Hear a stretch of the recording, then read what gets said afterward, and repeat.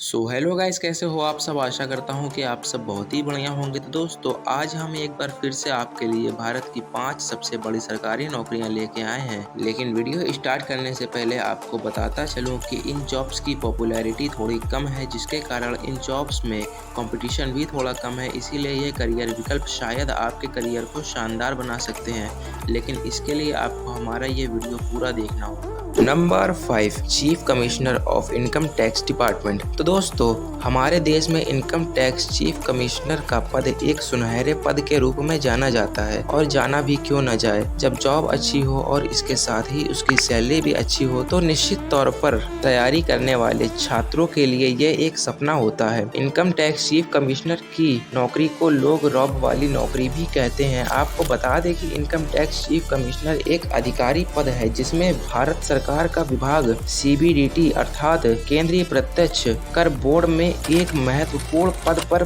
कार्य करता है। मतलब भारत सरकार द्वारा जितने भी आय पर कर की वसूली होती है, उसके प्रोसेसिंग के कार्य में इनकम टैक्स चीफ कमिश्नर की अहम भूमिका रहती है। इनकम टैक्स चीफ कमिश्नर बनने के लिए सरकार द्वारा आयोजित कर्मचारी चयन आयोग यानी staff selection commission SSC CGL की परीक्षा में भाग लेना पड़ता है और उस परीक्षा को क्वालिफाई करना पड़ता है। इस परीक्षा में भाग लेने के लिए आयु सीमा 21 से 27 साल के बीच होनी चाहिए। अब हम बात कर ले इनकी सैलरी की, तो एक chief commissioner of income tax की एवरेज सैलरी पैकेज 80,000 रुपए पर मंथ तक होता है। Number 4, medical officer. तो दोस्तों, मेडिकल ऑफिसर एक सीनियर डॉक्टर होता है जो किसी अस्पताल का प्रभारी होता है। स्वास्थ्य विभाग की पूरी जिम्मेदारी एक मेडिकल ऑफिसर की होती है। मेडिकल के क्षेत्र में मेडिकल अधिकारी का पद बहुत ही प्रतिष्ठित होता है। किसी अस्पताल की पूरी जिम्मेदारी मेडिकल अधिकारी के हाथों में होती है। ये अधिकारी स्वास्थ्य मुद्दों और रोग नियंत्रण पर एक सलाहकार के रूप में कार्य करते हैं, विसंगतियों की खोज करते हैं और समस्याओं की जाँच करते हैं। साधारण भाषा में कहा जाए तो मेडिकल ऑफिसर किसी चिकित्सालय का मुख्य चिकित्सक होता है। तो दोस्तों, अब मेडिकल ऑफिसर के लिए क्वालिफिकेशन की बात करें तो उम्मीदवार ने किसी मान्यता प्राप्त बोर्ड से साइंस स्ट्रीम में 12वीं कक्षा उत्तीर्ण 12वीं कक्षा PCB सब्जेक्ट से की हो 50% अंकों के साथ। उम्मीदवार को किसी मान्यता प्राप्त कॉलेज से MBBS कोर्स करना होगा। MBBS डिग्री में कम से कम 50% अंक प्राप्त होना चाहिए। अगर हम बात करें एक मेडिकल ऑफिसर की सैलरी की, तो एक मेडिकल ऑफिसर की एवरेज सैलरी 1,10,000 रुपए तक होती है। Number 3, professor. तो दोस्तों, जैसा कि आपको पता होगा, पढ़ाई जिंदगी का सबसे इम्पोर्टेंट और ज़रूरी पार्ट है। लाइफ में एक सफल इंसान बनने के लिए पढ़ाई कितनी ज़रूरी है, ये एक पढ़ा लिखा इंसान ही समझ सकता है। कुछ लोगों को पढ़ाई में इतना इंटरेस्ट होता है कि वो आगे जाके कॉलेज में एक प्रोफेसर या लेक्चरर बनना चाहते हैं। जैसा कि नाम से ही पता चलता है कि प्रोफेसर का काम छात्रों को पढ़ाना होता है, लेकिन एक प्रोफेसर की जिम्मेदारी सिर्फ छात्रों को पढ़ाने तक ही सीमित नहीं होती है। पढ़ाने के साथ साथ उन्हें छात्रों को करियर संबंधी ज्ञान देने के साथ ही नैतिक शिक्षा भी देनी होती है। एक प्रोफेसर किसी एक सब्जेक्ट में स्पेशलिस्ट होते हैं, और एक प्रोफेसर बनने के लिए आपको काफी मेहनत करनी होगी और मन लगा के पढ़ाई करनी होगी। लेकिन कोई भी व्यक्ति डायरेक्ट प्रोफेसर नहीं बन सकता, उन्हें पहले NET का एग्जाम देना होता है। और अब बात करें इनकी सैलरी की, तो एक प्रोफेसर की सैलरी प्राइवेट यूनिवर्सिटी में 2.5 लाख रुपए तक होती है। लेकिन हम इस वीडियो में गवर्नमेंट जॉब्स की बात कर रहे हैं, तो एक गवर्नमेंट ऑफ इंडिया प्रोफेसर की सैलरी 1,30,000 रुपए पर मंथ तक होती है। Number 2,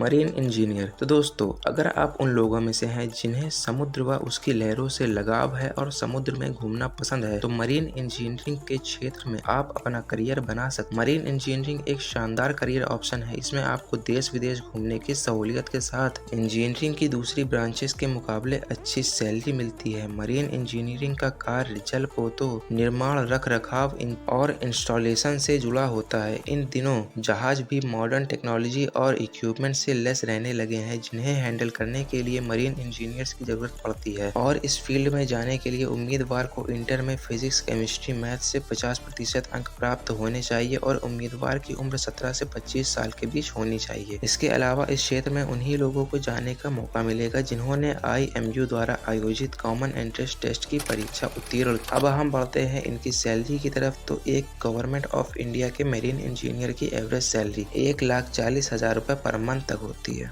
number 1, colonel. तो दोस्तों, यह पद इंडियन आर्मी में आता है। भारतीय आर्मी में कुल 17 पद होते हैं, जिसमें कर्नल छठे पद पर आता है। ये ब्रिगेडियर के बाद और लेफ्टिनेंट कर्नल से बड़ी रैंक होती है। इस पद पर आसीन व्यक्ति के कंधे पर राष्ट्रीय प्रतीक और 2 स्टार बने होते हैं। इंडियन आर्मी विश्व की तीसरी सबसे बड़ी आर्मी सेना है। कर्नल को कमांडिंग ऑफिसर या CO भी कहा जाता है। कर्नल एक यूनियन को संभालने का काम करता है। एक कर्नल का पद इंडियन नेवी और इंडियन एयरफोर्स के कप्तान के बराबर होता है। इस पद तक आने के लिए कैंडिडेट को 15 साल तक आर्मी में सेवा स्तर पर रहना होता है। परमानेंट कमीशन में कर्नल ग्रुप A की पोस्ट पर होती है। इंडियन आर्मी में कोई व्यक्ति सीधे ही कर्नल नहीं बन सकता है। इंडियन आर्मी में सेवा स्तर पर रहते हुए व्यक्ति को प्रमोशन के द्वारा इंडियन आर्मी में कर्नल बनाया जा सकता है। सबसे पहले व्यक्ति को इंडियन आर्मी में लेफ्टिनेंट बनना होता है, उसके बाद व्यक्ति को कर्नल बनाया जाता है। और लेफ्टिनेंट कर्नल बनने के लिए व्यक्ति को 3 एग्जाम देने होते हैं, जैसे NDA exam, TES exam, CDS exam. और इन एग्जाम को देने के लिए उम्मीदवार का 12th क्लास पास होना जरूरी है और उम्मीदवार की आयु कम से कम 16.5 साल और ज्यादा से ज्यादा 19 साल होनी चाहिए। अब हम बात कर लें इनकी वेतन की, तो एक इंडियन आर्मी कर्नल की एवरेज सैलरी 2,40,000 रुपए पर मंथ और 28 से 29 लाख पर एनम होती है।